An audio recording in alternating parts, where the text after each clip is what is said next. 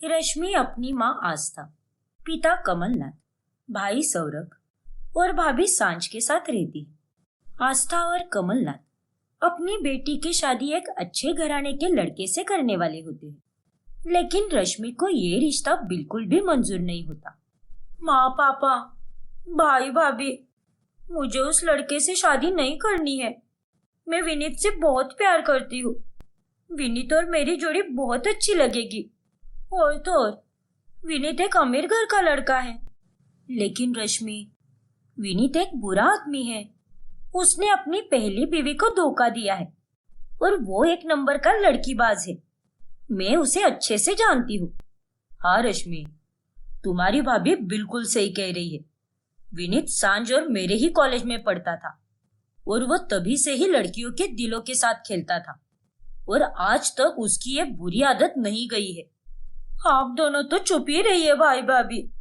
विनीत ऐसा बिल्कुल भी नहीं है। वो एक बहुत अच्छा आदमी है और मुझे उस पर पूरा भरोसा है। वो मुझसे सच्चा प्यार करता है। तू चुप रहे रश्मि।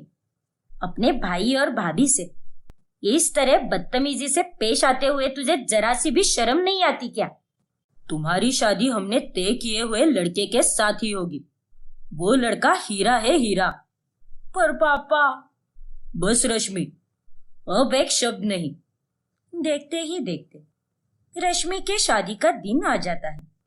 सब तैयार हो जाते हैं, लेकिन अचानक से रश्मि गायब हो जाती है और घर वाले समझ जाते हैं कि रश्मि उस लड़के के साथ ही भाग चुकी है।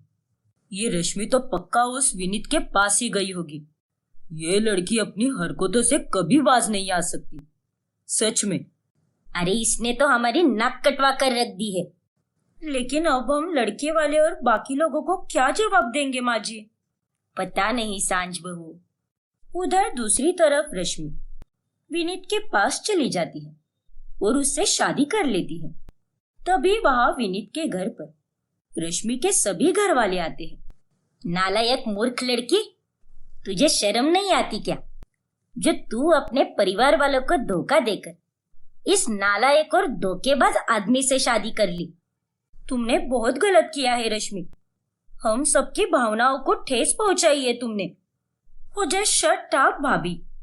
अब मैं आप लोगों से कोई रिश्ता नहीं रखना चाहती। आप सब मेरे लिए मर चुके हो, क्योंकि आप लोगों को मेरी खुशी की कोई भी परवाह नहीं है। निकल जाइए मेरे घर से। ये मेरा घर है और यहाँ आप जैसे गरीब फटीचर लोगों की कोई जगह नहीं है। रश्मि एकदम सही कह रही है। Get lost. तेरी तो नहीं सौरभ, इसे मारकर कोई फायदा नहीं। सारी गलती इस रश्मि की ही है और अब तू भी हमारे लिए मर चुकी है रश्मि। हम तुझसे कोई रिश्ता नहीं रखना चाहते। तुझे तेरा ये अमीर ससुराल और पति नंबर 1 मुबारक हो। हाँ हाँ, चले जाओ, निकल जाओ मेरे घर से। बड़े आए। रश्मि आस्था और सांझ को धक्का मारते हुए घर के बाहर निकाल देती है और घर का गेट लॉक कर देती है। घर वाले रश्मि के इस बर्ताव से बहुत दुखी हो जाते हैं। कुछ दिनों तक तो विनीत रश्मि के साथ अच्छे से पेश आता है, पर थोड़े ही दिनों बाद वो अचानक से लंबी लंबी बिजनेस ट्रिप पर जाने लगता है और रश्मि और उसके रिश्ते में दूरियां आने लगती है।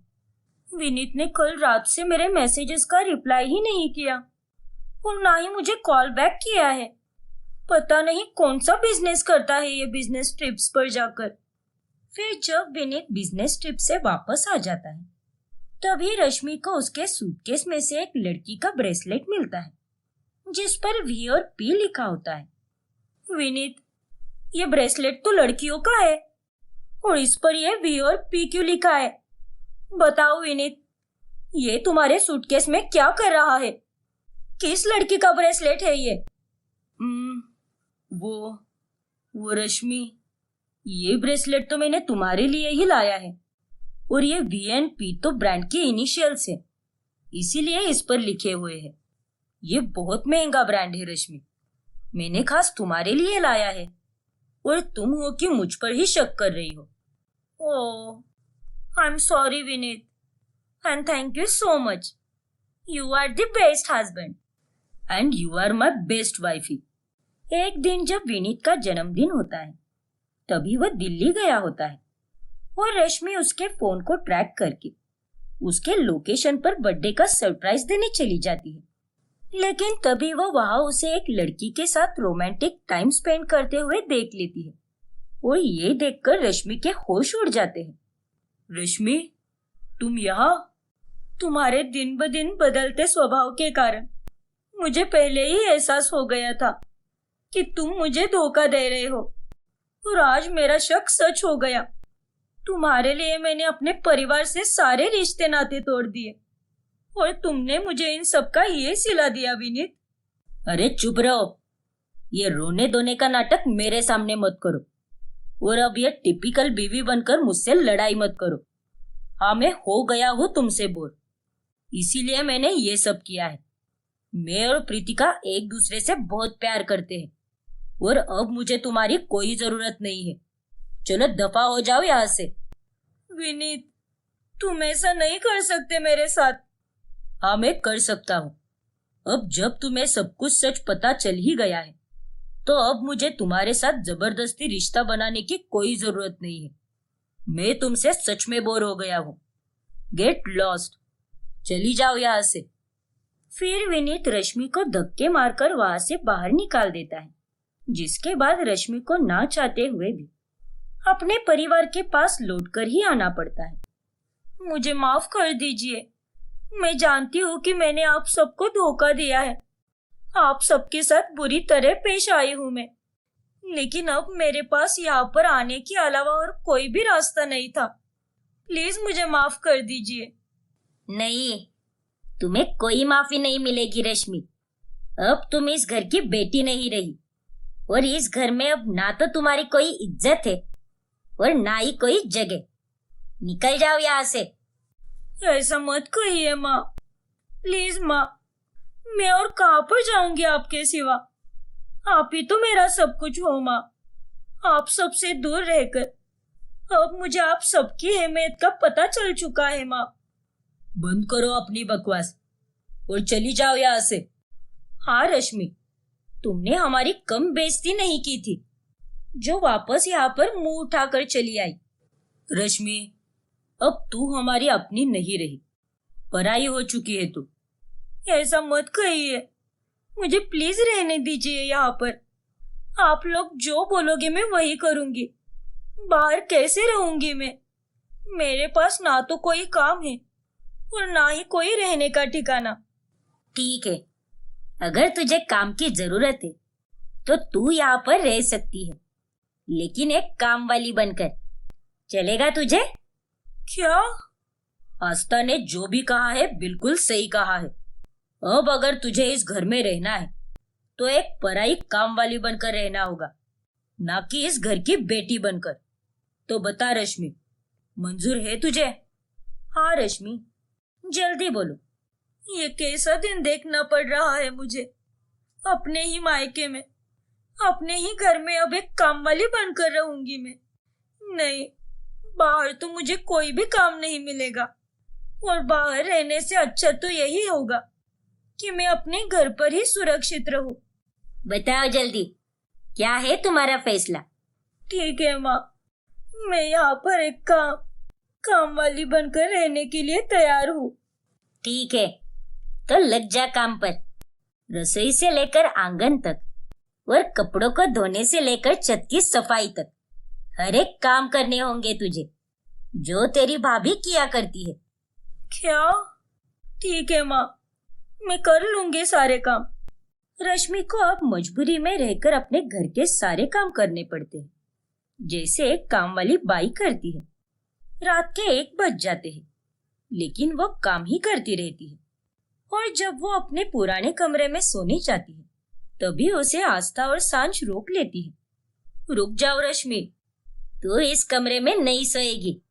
ये हमारी बेटी का कमरा था, वो बेटी जो उस दिन शादी के मंडप से भागने के बाद मर चुकी है हमारे लिए। माँ, भाभी, प्लीज ऐसा मत बोलिए।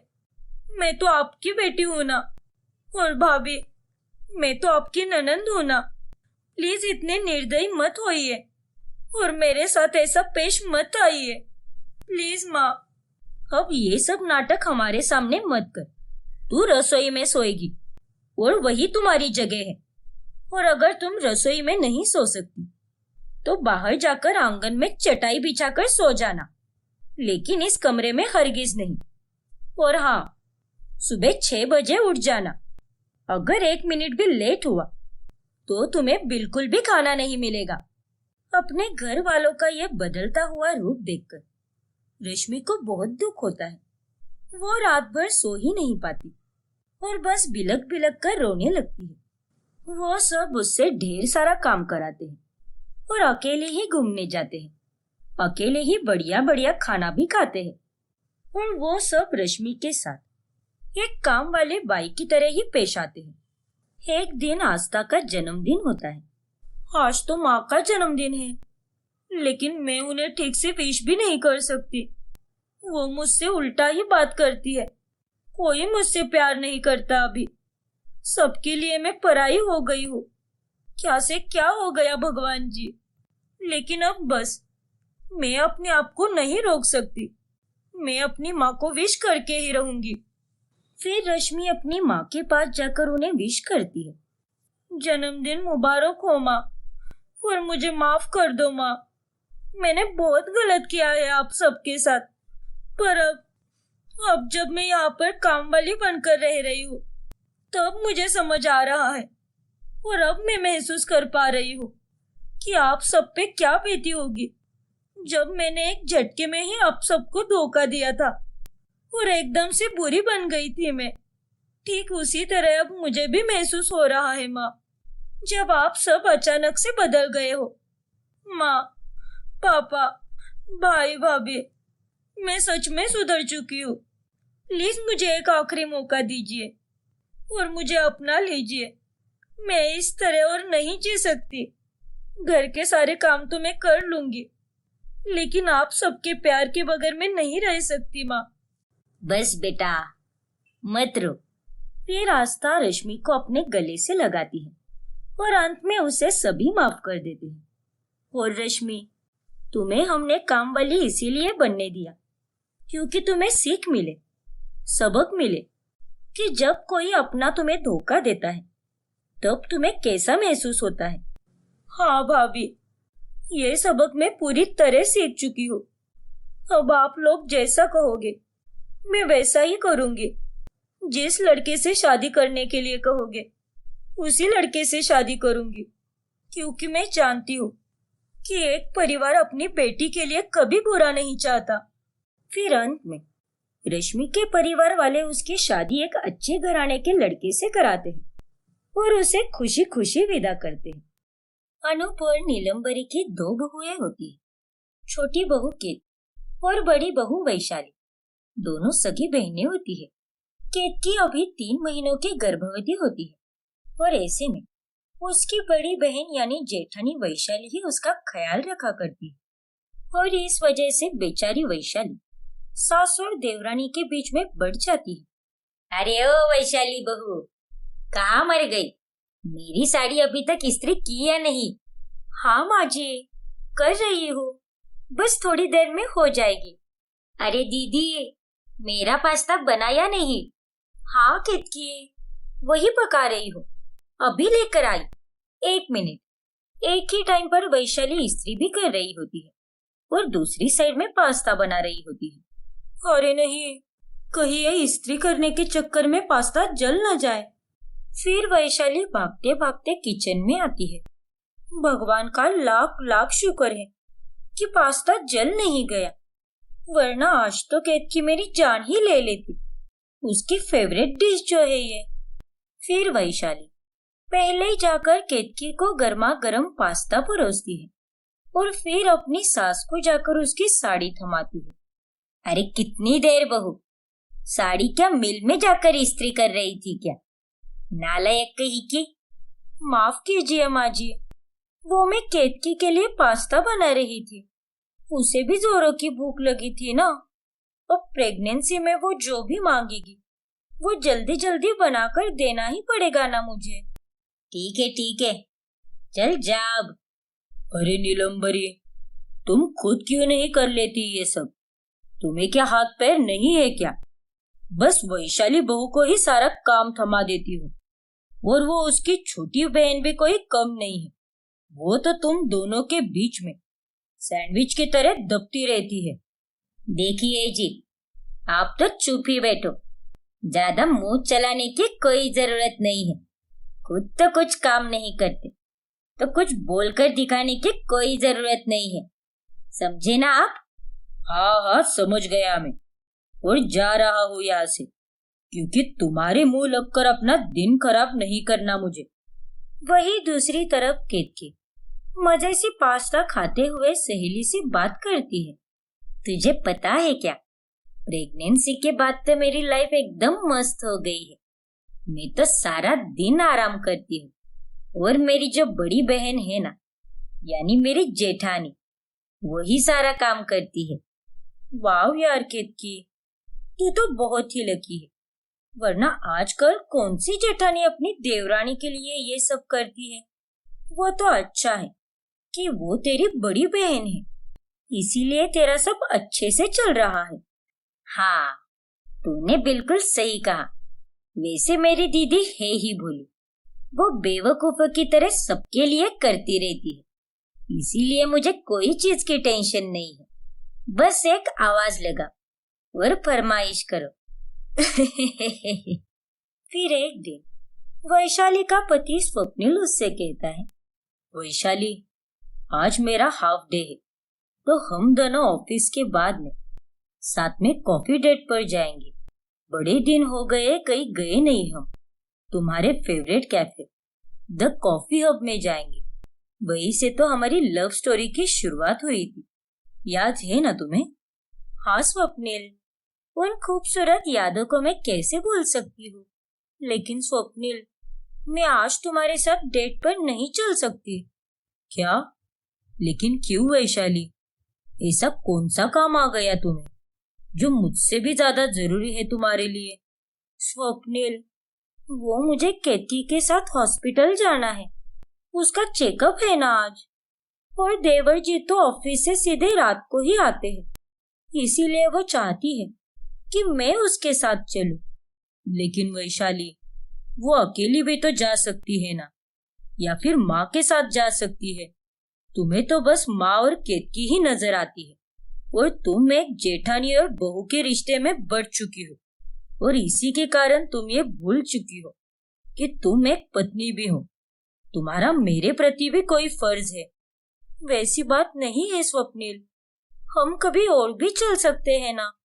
नहीं वैशाली, जाने दो, कोई बात नहीं, तुम जाओ और तुम्हें जो करना है वो करो। लेकिन स्वप्निल, स्वप्निल मेरी बात तो सुनो। ओफो, ये सब क्या हो रहा है? सच में एक जेठानी बनने के बाद तो मेरा बंटवारा ही हो चुका है। एक तरफ माँ जी है, तो दूसरी तरफ मेरी बहन केतकी। खैर, जैसे तैसे मैं स्वप्निल को तो मना ही लूंगी, लेकिन केतकी के लिए उसके जीवन के इस पड़ाव में मेरा साथ होना बहुत जरूरी है, क्योंकि वो मेरी छोटी बहन जो है। वैशाली जेठानी बनने के बाद इतनी बढ़ जाती है कि उसे अपने बाकी रिश्तों को दांव पर लगाना पड़ता है। वही केतकी और नीलम्बरी उसके भोलेपन का फायदा उठाते हैं। एक दिन की बात है। वैशाली बहू, कान खोलकर सुन ले, आज घर पर मेरी सहेलियां आ रही है, इसीलिए तो जल्दी ही सारा खाना बना दे, और सारी बढ़िया बढ़िया सी डिशेस बनाना। मेरी इज्जत का सवाल है, इसका ध्यान रखते हुए बनाना, समझी कि नहीं? हाँ माँ जी, मैं समझ गई, आपने जैसा कहा है वैसा ही होगा। दीदी, माँ जी की फरमाइश को मारो गोली। पहले मेरे लिए आप गोलगप्पे बना दो। मुझे गोलगप्पे खाने का बहुत मन कर रहा है, लेकिन बाहर के गोलगप्पे इस समय खाना सेहत के लिए खतरों से खाली नहीं होगा। इसीलिए मैं ये चाहती हूँ कि आप ही घर पर बनाओ। आप बहुत सुपर्ब बनाती हो दीदी। लेकिन केतकी, मुझे पहले माँ जी का कहा हुआ पूरा करना होगा, और अभी तो तूने दोपहर का खाना खाया है ना, तो थोड़ी देर रुक जा और थोड़ा वॉक कर ले आंगन में। लेकिन दीदी, मुझे बहुत क्रेविंग हो रही है। प्लीज मेरा वाला जल्दी बनाओ। मैं और कुछ नहीं जानती। अरे ओ नाश पीटी, तेरा क्या हर बार मेरे बीच में आना रहता है? बहू पहले मेरा काम करेगी, फिर तेरा काम करेगी। ज्यादा सयानी मत बन। गर्भवती है तू, बीमार नहीं, खुद भी काम कर सकती है। हाँ तो आपके भी हाथ पांव सही सलामत है ना अभी, तो आप भी आधी मदद कर ही सकती हो दीदी की। मुझे बोलने से पहले आप अपने गिरेबान में झांकिए माँ जी। नॉनसेंस कहेगी। क्या कहा तूने? क्या कहा? फिर से बोल। नान क्या? नान सांस? ये क्या होता है कलमुही? सत्यानाश हो तेरा, निर्लज्ज कही की। ओफो माँ जी, केतकी, आप दोनों झगड़िए मत। मैं आप दोनों का काम कर दूंगी, लेकिन आप दोनों प्लीज शांत हो जाइए। फिर वैशाली को एक साथ केतकी और नीलम्बरी की फरमाइशों को पूरा करना पड़ता है, और इस बीच उसे काफी परेशानी भी होती है। दिन ब दिन इस तरह मशीन की तरह काम करके वैशाली एक दिन बहुत ज्यादा बीमार हो जाती है और वो आराम करती है। तभी वहां पर नीलम्बरी भी आती है। अरे ओ वैशाली बहू, यहाँ आराम क्या कर रही है? अरे माँ जी, आप यहाँ? वो मुझे थोड़ी थकावट महसूस हो रही थी। वो मैं जरा बीमार हूँ ना, इसीलिए आराम कर रही थी। बोलिए ना, क्या हुआ? देख बहू, मुझे ना जरा बाहर जाना है, इसीलिए तुझे मेरे हिस्से का एक काम करना होगा। कैसा काम माँ जी? ये ले, ये अनूप जी का चश्मा है, इससे जाकर दुकान में बनवा दे। इसकी डंडी टूट गई है ना, उन्होंने ये काम मुझे दिया है, लेकिन अब मैं तुझे दे रही हूँ। उन्हें इस बात की भनक भी नहीं पड़नी चाहिए, समझी कि नहीं? हाँ माँ जी, लेकिन मैं तो अभी बीमार हूँ, मैं कैसे बाहर जा सकती हूँ? अरे चुप हो जा, कोई बीमार नहीं है तू, बस थोड़ी सी थकावट है शायद। चल उठकर बाहर निकल, यहाँ बिस्तर पर पड़े रहने से तू और ज्यादा बीमार हो जाएगी। इसीलिए मैं कह रही हूँ कि अभी घर से बाहर निकल और कर दे मेरा काम। हे भगवान, अपनी सास के कहने पर वैशाली को बीमारी की हालत में भी बाहर जाना पड़ता है। जब वो बाहर से नीलम्बरी का काम करके घर पर आती है, तभी उसकी पूरी एनर्जी डाउन हो जाती है। लेकिन उतने में उसे केतकी आवाज लगाती है। दीदी, इधर आओ ना प्लीज। हाँ केतकी, हाय। बोलो केतकी, क्या हुआ? दीदी, मेरे कमरे की ये पर्दे और बेडशीट चेंज कर दो ना प्लीज।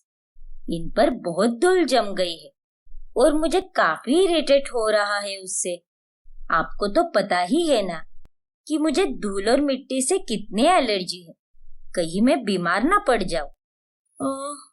ठीक है केतकी, मैं कर देती हूँ। ओके दीदी। और हाँ, मेरे लिए ना ये काम होने के बाद में बाहर से आइसक्रीम भी लेकर आना। वो स्टेशन के बाहर आइसक्रीम पार्लर है ना, वहां से ब्लूबेरी फ्लेवर लाना। I just love that flavour.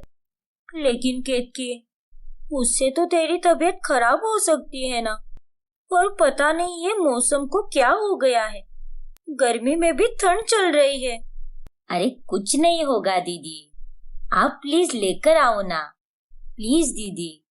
अच्छा ठीक है बाबा, ला देती हूँ मैं। किसी को ये नजर भी नहीं आता कि वैशाली कितनी बीमार है।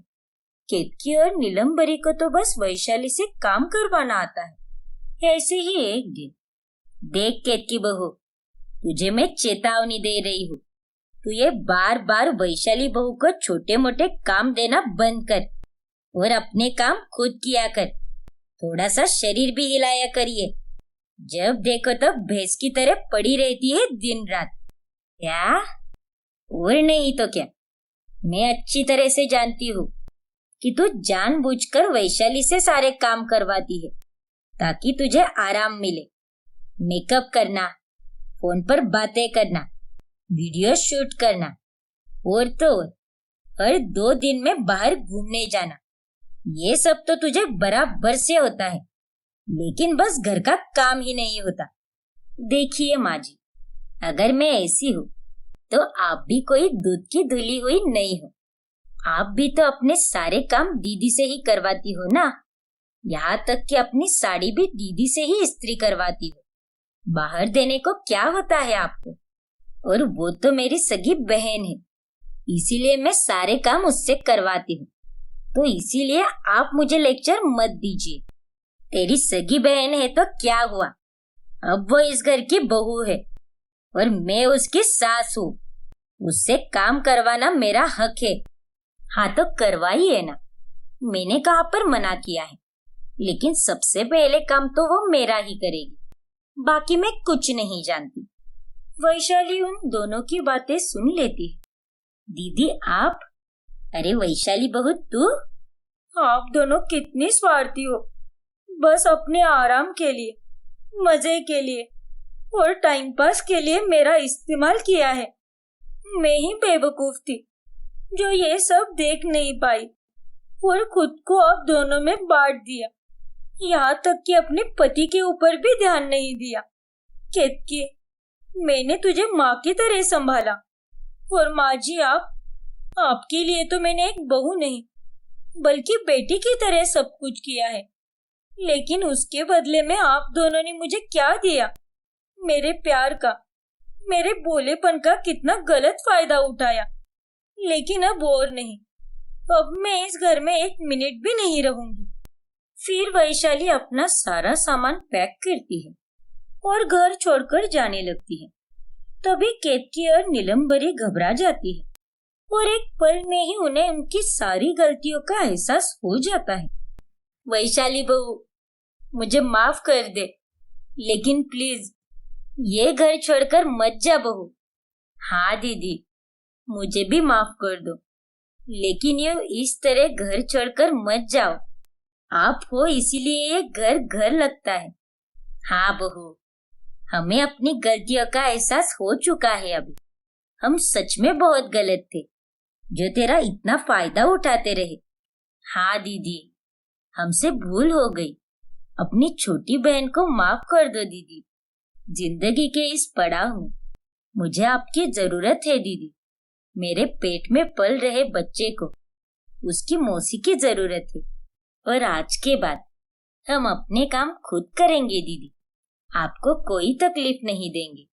हाँ बहू, हम दोनों तुझसे वादा करते हैं कि आज के बाद हम दोनों ऐसा कुछ भी नहीं करेंगे जो हम आज तक करते आ रहे थे। तू चाहे कोई भी काम मत कर, लेकिन घर में ही रुक जा बहू। ये घर छोड़कर कहीं मत जा। केतकी और नीलम्बरी भावुक हो जाती है और हाथ जोड़कर वैशाली से माफी मांगती है, जिसके बाद वो उन दोनों को हुए सच्चे एहसास के कारण उन्हें माफ कर देती है। और उस दिन के बाद से केतकी और नीलम्बरी भी अपने हिस्से का काम खुद ही करने लगती है। जिग्ना और पारुल दोनों सास बहू होती है। वो दोनों जब भी अपने पतियों से रसोई के खर्चे के लिए पैसे मांगती है, तभी ये लो पारुल, पूरे 500 रुपए, ये पूरे हफ्ते चला देना। हेमंत बेटा, तेरे दिमाग में भूसा भर गया है क्या? अरे रसोई के खर्च के लिए सिर्फ 500 रुपए देते हुए तुझे शर्म नहीं आती क्या? जिग्ना, ये तुम क्या कह रही हो? सही पैसे तो दे रहा है वो।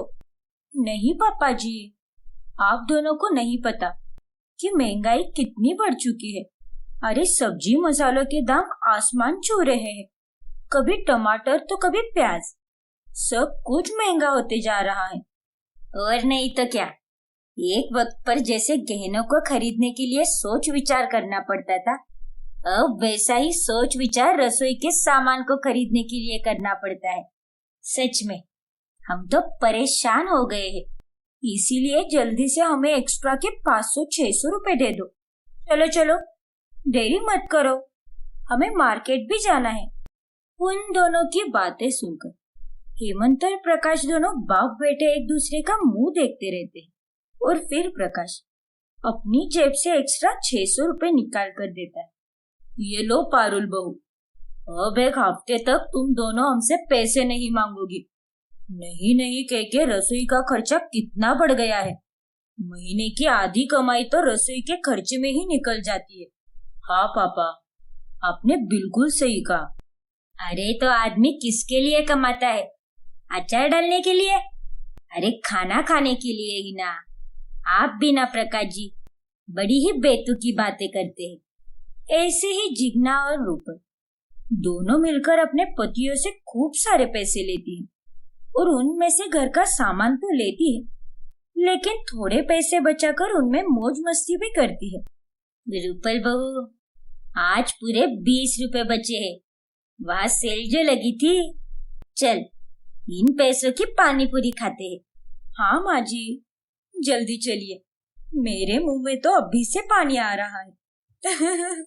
और फिर दोनों पानी पूरी खाने जाती है। ऐसे ही वो अपने पतियों से झूठ बोलकर एक्स्ट्रा के पैसे लेती है और थोड़े पैसे बचाकर उनमें मौज मस्ती करती है। एक दिन वो दोनों थिएटर में फिल्म देखकर बाहर निकल रही होती है। क्या फिल्म थी ना माँ जी? हाँ बहू, मुझे तो हीरो की एंट्री और हीरोइन का वो बर्फीली वादियों वाला गाना बड़ा ही पसंद आया। एकदम हमारे 90s की यादें ताजा हो गई। वरना आजकल के फिल्मों में तो वो बस रैप या वैप ही बजता रहता है। ओ नो माँ जी, वो देखो सामने। जब रूपल और जिग्ना दोनों सामने देखती हैं, तब वहां पर उनके पति खड़े होते हैं और उन दोनों को देखकर वो चौंक जाती है। अच्छा जी, तो ये करती हो तुम दोनों एक्स्ट्रा रसोई के पैसे में? अब समझ आया हमें। नहीं नहीं पापा जी, आप जैसा समझ रहे हो वैसा बिल्कुल भी नहीं है। चुप रहो रूपल, झूठ मत बोलो अब। अरे हेमंत बेटा, हम तुम दोनों से झूठ क्यों बोलेंगे? अरे सविता बहन ने जन्मदिन की पार्टी दी थी। फिल्म देखने हमारे साथ और भी गली की औरतें आई थी। वो तो अब भी आगे चली गई है। हाँ पापा जी, माँ जी बिल्कुल सही कह रही है। अच्छा, तो ये बात है क्या? ठीक है ठीक है, चलो अब घर चलकर जल्दी से कुछ खाने को बनाओ। मुझे और पापा को बहुत भूख लगी है। ठीक है बाबा, आलू के पराठों की सब्जी बनाकर रखी है मैंने। घर जाकर तुम्हें गर्मा गर्म पराठे बनाकर खिलाऊंगी। फिर घर जाने के बाद रूपल हेमंत और प्रकाश के लिए गर्मा गर्म आलू के पराठे बनाती है। ऐसे ही कुछ दिन बीतते हैं। अब नया साल आने वाला होता है। तभी रूपल और जिग्ना दोनों मिलकर हेमंत और प्रकाश को रसोई के सामान की लिस्ट पकड़ा देती है। ये है नए साल की रसोई की सामान की लिस्ट। जितना लिखा है ना, उतना ही पैसा देना होगा आप दोनों को। हाँ, बहू बिल्कुल सही कह रही है। 1 रुपया भी हमें कम नहीं चाहिए। अरे तुम दोनों क्या बोरा गई हो क्या? नए साल में इतना सामान लाने की क्या जरूरत है? वही तो। अरे अब नए साल पर मैं मिठाई और फरसान के पदार्थ नहीं बनाऊंगी क्या? नया साल शुरू होने पर तो सब बनाना ही पड़ता है। एकदम सही माँ जी। और आप दोनों हमें रसोई के बारे में ज्ञान मत बांटना। हमने जो भी लिखा है बिल्कुल सोच समझ कर और ठीक से लिखा है। अब जल्दी से पैसे दे दीजिए। ठीक है हेमंत बेटा, अब इन दोनों के आगे हम क्या ही बोल सकते हैं। और अगर कुछ खत्म हो गया तो हमें ही भूखा मारेगी ये दोनों सास बहू। आप तो हम दोनों को बहुत ही अच्छे से जानते हो प्रकाश जी। हाँ, ये लो पकड़ो पैसे। फिर जिग्ना और रूपल फिर से रसोई के बचे हुए पैसे अपने पास रख लेती है और नए कपड़े खरीद कर घूमने चली जाती है और बहुत मजे करती है। मजा आ रहा है ना माँ जी? मैं तो कहती हूँ कि अच्छा हुआ जो हमने अपने पतियों से नए साल के लिए ज्यादा पैसे ले लिए। हाँ बहू, तूने बिल्कुल सही कहा, वरना हम इतने मजे कहाँ से कर पाते। एक दिन हेमंत और प्रकाश ऑफिस से घर जा रहे होते। तभी वो परचू की दुकान में कोल्ड ड्रिंक लेने जाती है और तभी हेमंत की नजर वहां पर रखे तेल के डिब्बे पर चली जाती है, जिस पर रेट 600 रुपए लिखा होता है। अरे ये क्या? इस तेल के डिब्बे पर तो रेट 600 रुपए लिखा हुआ है। लेकिन उस दिन रूपल और माँ ने हमें जो लिस्ट दी थी उसमें उन्होंने तेल के डिब्बे का रेट 800 रुपए लिखा था। हाँ हेमंत बेटा, मुझे भी अच्छी तरह से याद है कि उन्होंने 800 रुपए ही लिखा था। फिर वो दोनों घर जाकर रूपल और जिग्ना से इस बारे में बात करते हैं। हाँ तो बराबर ही लिखा था हमने, क्योंकि जिस परचू की दुकान में तुम दोनों अभी जाकर आए हो उसके यहाँ का माल अच्छा नहीं होता, इसीलिए हम अच्छे वाले दुकान में जाते हैं। हाँ, और उस अच्छे वाले दुकान में सामान थोड़ा महंगा मिलता है, लेकिन क्वालिटी एकदम फर्स्ट क्लास होती है, इसीलिए तो खाना इतना स्वादिष्ट बनता है। अच्छा, तो ये बात है क्या? चल पारुल बहू, नए साल की मिठाइयाँ बनाना बाकी है अभी। हेमंत बेटा, मैं कह रहा हूँ तुझसे, ये दोनों हमें उल्लू बनाकर हमसे ज्यादा पैसे ले रही है और वो सारे पैसे उड़ा रही है। कल परसों ही तुम्हारी माँ ने नई साड़ी लाई थी। हाँ पापा, आपने बिल्कुल सही कहा, रूपल ने भी नई साड़ी लाई है। अब धीरे धीरे उन दोनों को समझ आने लगता है कि उनकी बीवियां उनसे एक्स्ट्रा के पैसे लेकर उन्हें उल्लू बना रही है और सारे पैसे उड़ाकर ऐश कर रही है। एक दिन हेमंत और प्रकाश जिस कंपनी में काम कर रहे होते हैं वो कंपनी बंद पड़ जाती है और अब वो दोनों जॉबलेस हो जाते हैं, जिसके बाद ईएमआई, बिजली का बिल और बाकी खर्चों को निपटाने के लिए उनके पास पैसे ही नहीं होते। अब हम क्या करेंगे हेमंत बेटा, इतने सारे खर्चे हैं, मुझे भी समझ में नहीं आ रहा पापा। जॉब भी ऐसे वक्त पर छूटी है जब हमारे ऊपर इतना सारा खर्चा है। मेरे पास तो कोई सेविंग्स भी नहीं बची है। सारे खर्चों को मिलाकर तकरीबन हमारे पास 25 से 30 हजार तो होने ही चाहिए, लेकिन अब कहाँ से लाएंगे इतने पैसे? तभी वहां पर जिग्ना और पारुल आती और उनके हाथ में पैसे होते हैं। ये लीजिए, पूरे 50,000 रुपए है। अब आप दोनों को चिंता करने की कोई जरूरत नहीं है। इतने सारे पैसे देखकर हेमंत और प्रकाश दोनों चकित रह जाते हैं। जिग्ना, पारुल बहू, इतने सारे पैसे तुम दोनों ने कहाँ से लाए? अरे तुमको क्या कोई लॉटरी लगी है क्या? नहीं हेमंत बेटा, ये तो वही पैसे है जो तुम दोनों हमें रसोई के खर्चे के लिए दिया करते थे। उनमें से जो पैसे बचा करते थे ये वही पैसे है। क्या? ये आप क्या कह रही है माँ? झूठ मत कहो जिग्ना, क्योंकि हम दोनों को ये बात अच्छी तरह से पता है कि तुम दोनों रसोई के खर्चे का नाम लेकर हमसे एक्स्ट्रा के पैसे लेती हो और फालतू के खर्चों में उड़ा देती हो। नहीं पापा जी, आप जैसा सोच रहे हैं वैसा बिल्कुल भी नहीं है। हाँ, ये बात तो सच है कि हम दोनों काफी मजे करते हैं, लेकिन वो मजे भी हम बचत करके ही करते थे।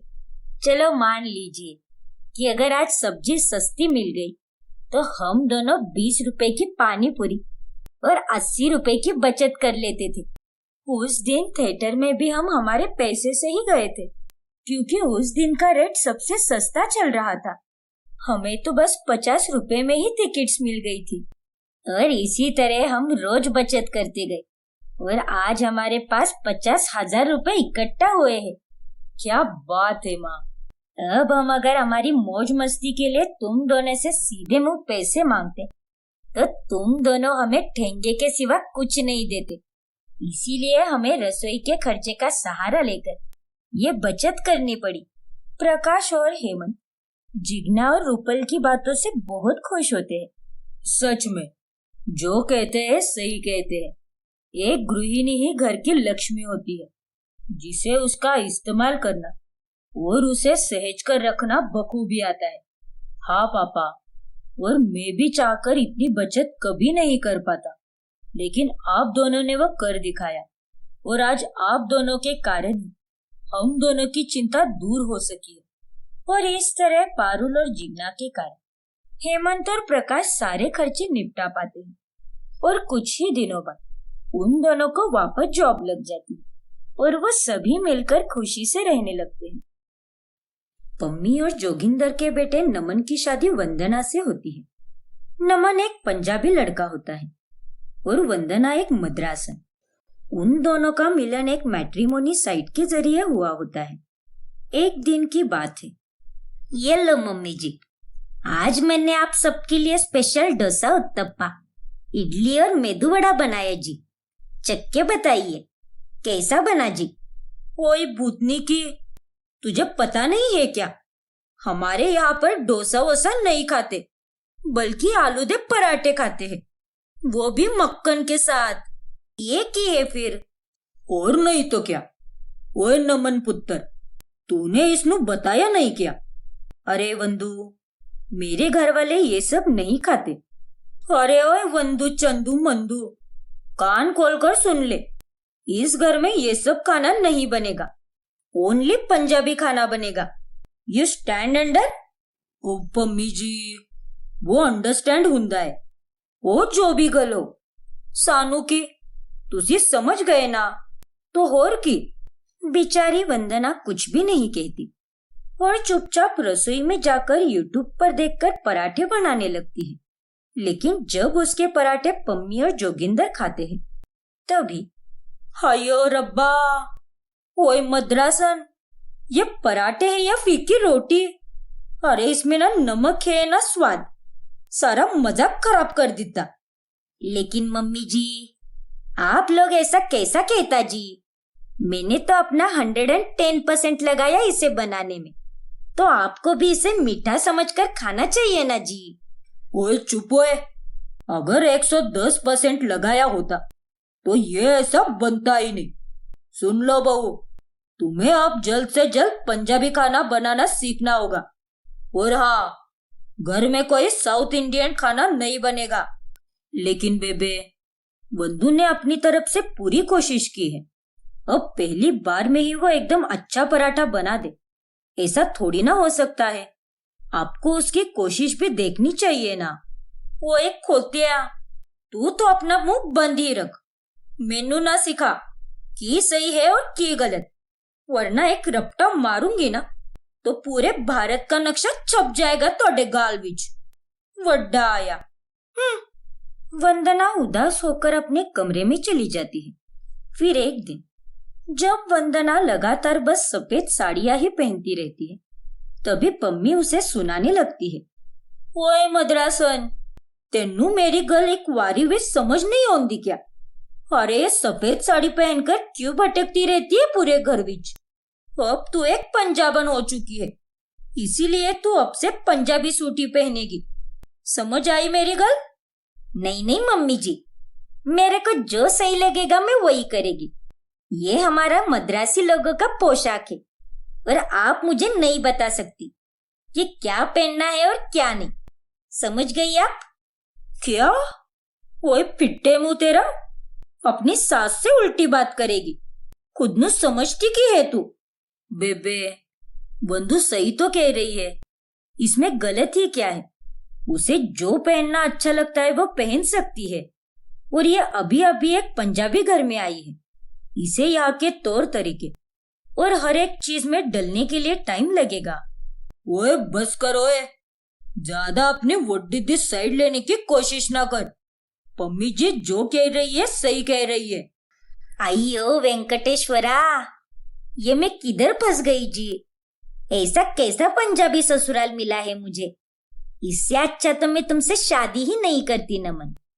अब दिन ब दिन वंदना के पंजाबी सास ससुर उसे किसी ना किसी बात को लेकर सुनाने लगते हैं, जो वंदना को बिल्कुल भी पसंद नहीं आता और वो बहुत दुखी होने लगती है। एक रोज, ये लो नमन, तुमको कमजोरी आया था ना, ये कोकोनट वाटर पियो, इससे तुम्हें आराम पड़ेगा। मेरा अम्मा अप्पा भी मुझे यही देता था घर पे।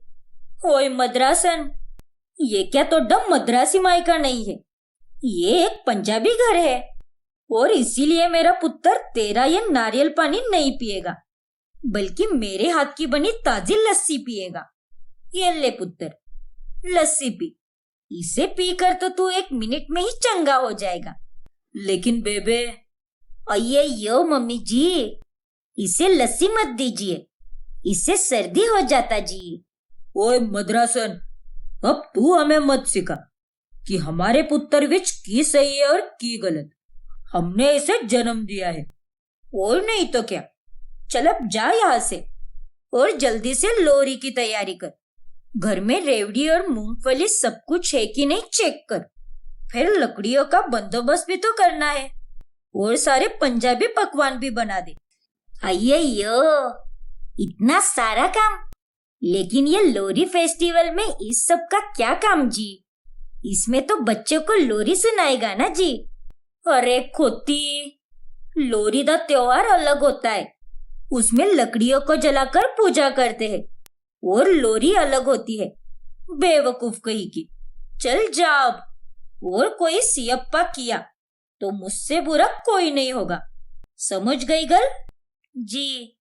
फिर एक दिन पम्मी मार्केट में से चिकन लाती है और वंदना को देते हुए कहती है, ये ले चिकन, आज घर में बटर चिकन बनेगा।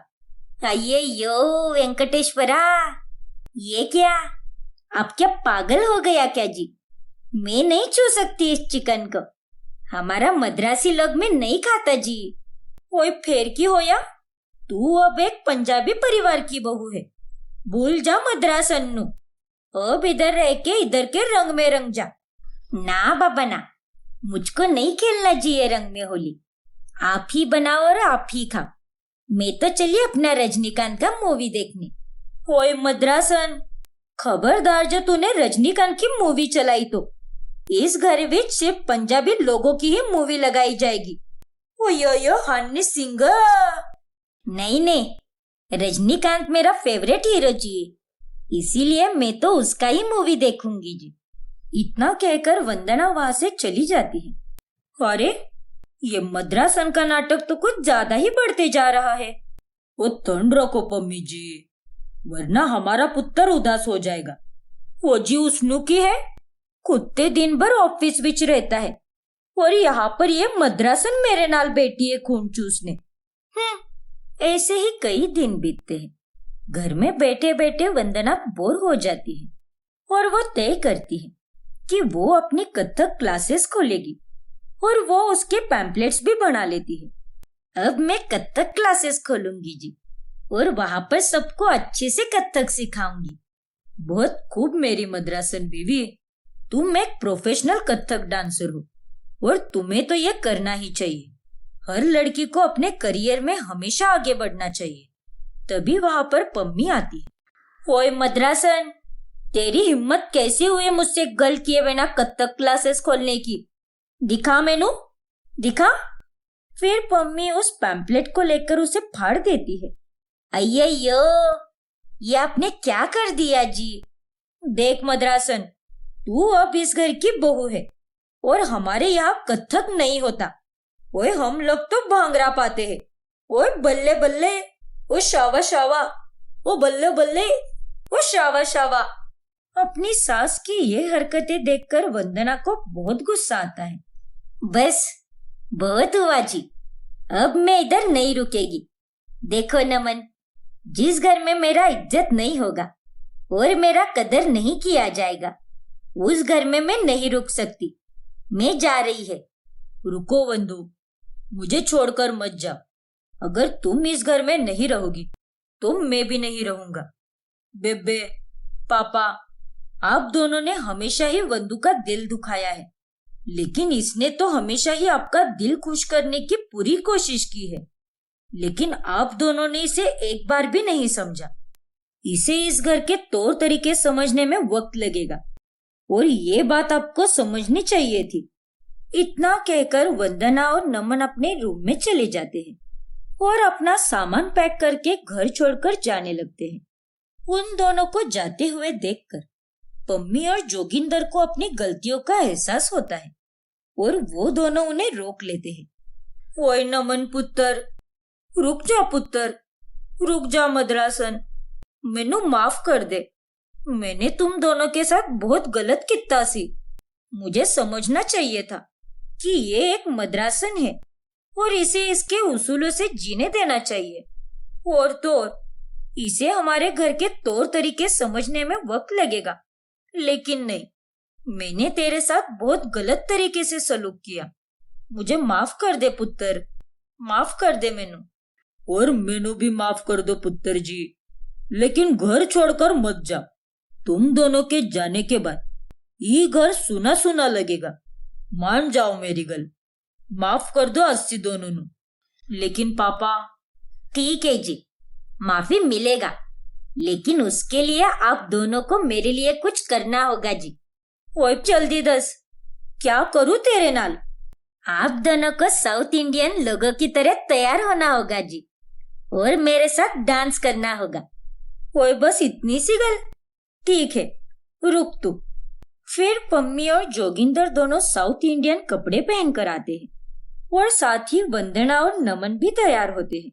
चारों ने लुंगी पहनी होती है और साथ ही काला चश्मा पहनकर चारों नाचने लगते हैं।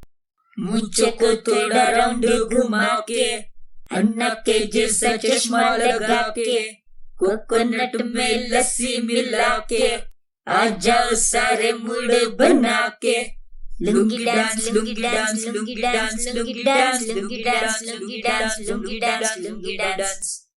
और इस तरह अंत में वंदना अपने सास ससुर को माफ कर देती है और सभी हंसी खुशी साथ में मिलकर रहने लगते हैं।